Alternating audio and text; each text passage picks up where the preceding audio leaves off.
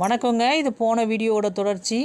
அம்மாவுக்கு தீபம் காட்டின எலுமிச்சம்பழத்தை நான் காலாலலாம் மிதிக்க மாட்டேங்க, எனக்கு அதில் விருப்பம் இல்லை அப்படின்றவங்க, மலையனூரில் எதுக்காக அந்த ஐதீகம் பண்ணுறாங்கன்னாங்க, நீங்கள் அம்மா வந்து மலையனூரில் அம்மா காளி ரூபி, அவங்க வந்து சுடுகாட்டில் கோயில் கொண்டு அமர்ந்திருக்கிறதுனால அந்த அம்மாவுக்கு தீபத்தை காட்டிட்டு அந்த எலுமிச்சம்பழத்தை தனக்கு தானே திருப்பி அதே ஆர்த்தியை கொண்டு வந்து நம்மளுக்கு சுற்றி போடும்போது நம்மக்கிட்ட இருக்க கெட்ட விஷயங்கள் எல்லாம் விலகி ஓடும், பயந்து ஓடும் அப்படின்றது நம்பிக்கை.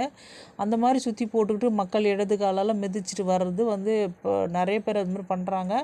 சில பேர் என்னென்னு சொல்கிறாங்கன்னா, எனக்கு அந்த அம்மாவுக்கு தீபம் காட்டின எலுமிச்சம்பழத்தெல்லாம் நான் மிதிக்க மாட்டேன் காலால் அப்படின்னா, நீ வீட்டுக்கு கொண்டு போகிறேன் அப்படின்னா அதில் ஒரு தவறும் இல்லை. ஆனால் கொண்டு போய் நீங்கள் வந்து இப்போ அதை கட் பண்ணி சில பேர் வந்து அதுக்குள்ளே கற்பூரத்தை வச்சுலாம் தீபம் ஏற்றுறாங்க. அது மாதிரிலாம் பண்ணாமல் இருந்தால் நீங்கள் வந்து அப்படியே ஜூஸ் போட்டு குடிக்கிறது அது மாதிரிலாம் பண்ணும்போது உடல்நல பிரச்சனைகள் சரியாகும். இல்லை கட் பண்ணி நீங்கள் வாசப்படியில் வைக்கும் பொழுதோ இல்லை வாசப்படியில் கட்டும் பொழுதோ நம்மளுக்கு துர்சக்திகள் கெட்ட விஷயங்கள் எதுவும் வராது உள்ள. இல்லை தொழில் நஷ்டமாக இருக்குன்னா அங்கே கூட நீங்கள் போய் அந்த எலுமிச்சம்பழத்தை கொண்டு போய் நீங்கள் சுற்றி போடலாம். அந்த மாதிரி என்ன வேணாலும் பண்ணலாங்க. அதில் ஒரு தவறும் இல்லைண்ணா, எல்லாமே நம்மளோட நம்பிக்கை தான். அம்மா நம்ம கூட வருவா, அந்த தீபம் ஏற்றின அந்த எலுமிச்சம்பழம் வழியாக நம்மளுக்கு நல்லதே நடக்கும் அப்படின்னு நம்பும்போது அதை கொண்டு வரலாம். சில பேர் பயப்படுவாங்க.